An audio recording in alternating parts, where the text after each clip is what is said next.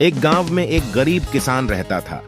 वह बहुत ही ईमानदार और मेहनती आदमी था। वह अपने छोटे से खेत में काम करता और बहुत ही खुश रहता था।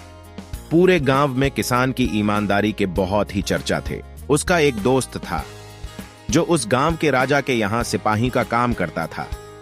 वह किसान से उसके घर रोज मिलने जाता था।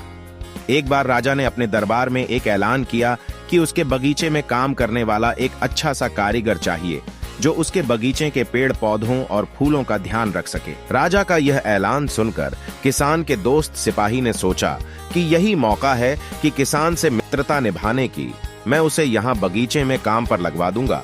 उसका वह मेरा साथ भी रहेगा एवं किसान का भला भी हो जाएगा।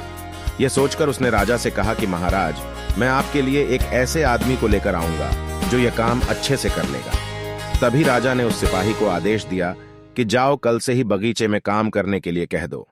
उसी वक्त वह सिपाही अपने दोस्त किसान के पास पहुंच गया और उसने किसान को बगीचे के काम की सारी बात बता दी और किसान ने भी काम करने के लिए खुशी खुशी हाँ कर दिया।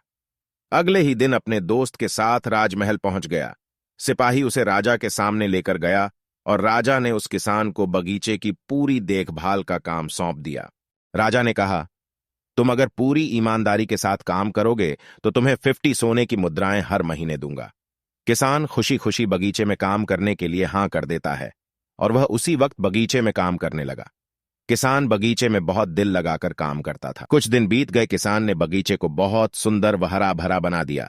राजा को उसका काम बहुत पसंद आया। एक दिन किसान बगीचे में कुछ खुदाई कर रहा था तो उसने जमीन के नीचे कुछ महसूस किया। तो उसने खुदाई की तो देखा वहां नीचे एक बड़ी सी संदूक थी। किसान ने वह संदूक बाहर निकाला और खोला तो क्या देखा, वह सोने और चांदी से भरी हुई थी। यह देखकर किसान बहुत खुश हुआ और अपनी ईमानदारी दिखाते हुए राजा के पास पहुंचा। राजा किसान की ईमानदारी देखकर बहुत खुश हुआ और उसके साथ वहां गया जहां किसान ने खजाना निकाला था।